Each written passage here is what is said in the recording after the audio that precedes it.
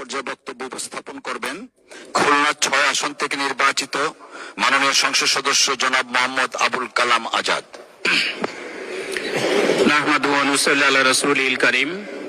মাননীয় স্পিকার, আপনার মাধ্যমে মাননীয় সংসদ সদস্যদেরকে আন্তরিক সালাম। আসসালামু আলাইকুম ওয়া রাহমাতুল্লাহ।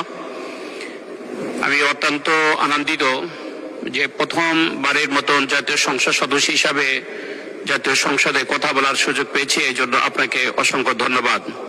আপনার মাধ্যমে খুলনা ৬, কয়রা, পাইকগাছার লক্ষ লক্ষ মানুষকে আমি আন্তরিক ধন্যবাদ জানাচ্ছি। মাননীয় স্পিকার, আপনারা জানেন বাংলাদেশ একটি নদীমাতৃক ও উপকূলীয় দেশ। দেশের দক্ষিণ পশ্চিমাঞ্চলের উপকূলীয় এলাকাগুলো প্রাকৃতিক দুর্যোগ যেমন ঘূর্ণিঝড়, জলোচ্ছ্বাস, নদী ভাঙ্গন এবং লবণাক্ততার কারণে দীর্ঘদিন ধরে ঝুঁকির মধ্যে রয়েছেন। খুলনা জেলার কয়রা উপজেলা সুন্দরবনের নিকটবর্তী হয় এটি দেশের অন্যতম ঝুঁকিপূর্ণ উপকূলীয় এলাকা হিসেবে বিবেচিত।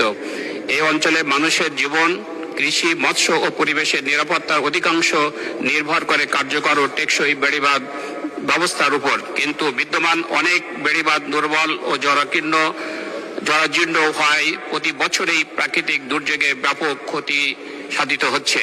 ফলে কয়রা উপজেলার উপকূলীয় এলাকায় টেকসই বেড়িবাঁধ নির্মাণ এখন জাতীয় অগ্রাধিকার হওয়া উচিত।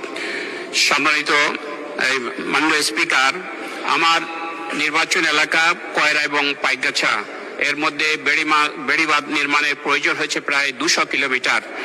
এখন সামনে বর্ষাকাল আসছে, এই বেড়িবাঁধ নির্মাণ না হলে হাজার হাজার লাখ লাখ মানুষ ক্ষতিগ্রস্ত হবে। আমি মাননীয় মন্ত্রী মহোদয়ের কাছে আমি অনুরোধ রাখতে চাই যাতে করে বর্ষাকাল আসার আগেই টেকসই বেড়িবাঁধ নির্মাণ করা অত্যন্ত জরুরি। আশা করি বিষয়টি গুরুত্বপূর্ণ মনে করে মাননীয় মন্ত্রী মহোদয় ব্যবস্থা গ্রহণ করবেন। ধন্যবাদ সবাইকে।